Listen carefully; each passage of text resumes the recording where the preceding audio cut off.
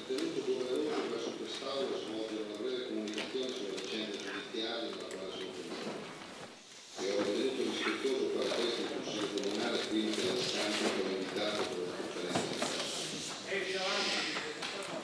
Circa gli aspetti giudiziari, come peraltro è stato reso noto, sono stato convocato sabato 23 dalla Procura per rispondere dei reati di abuso d'ufficio peculare o truffa aggravata con riferimento a missioni svolte tra il 2004 e il 2008 nella mia veste di vicepresidente della Regione Emilia-Romagna, missioni alla quale ha partecipato a titolo personale anche la signora Cinzia Clare. Ho contestato gli addebiti mossi dal PM, fornendo anche elementi documentali, citando testimoni, a dimostrare la correttezza del mio comportamento e l'uso proprio del denaro pubblico. Ho invece riconosciuto la presenza di un disguido, di un'incomprensione tra me e la mia segreteria, ciò che ha provocato il rimborso di una diaria di 490 euro per un viaggio di missione che non avevo svolto.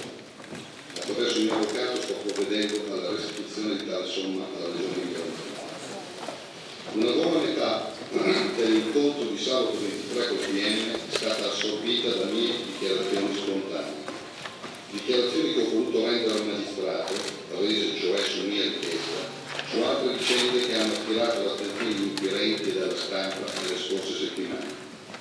Siccome il contenuto dell'interrogatorio è stato secretato dal magistrato, ritengo doveroso evitare di fornire ulteriori dettagli sul contenuto di tali dichiarazioni, peraltro parzialmente trapelate sull'apprendimento.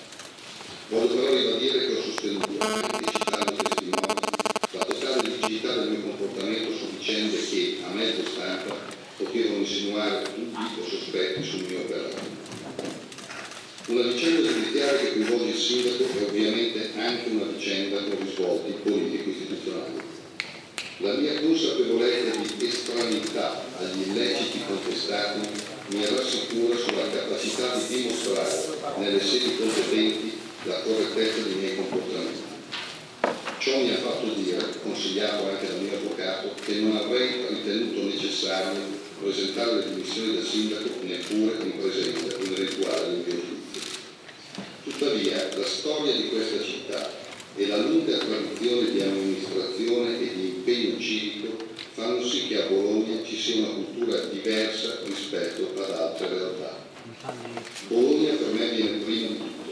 È per questo che, siccome i modi e i tempi richiesti per difendermi eventualmente in sede giudiziaria rischiano di avere ripercussioni negative sulla mia attività di sindaco, ho già deciso in piena coscienza che rassegnerò le dimissioni dalla mia carica.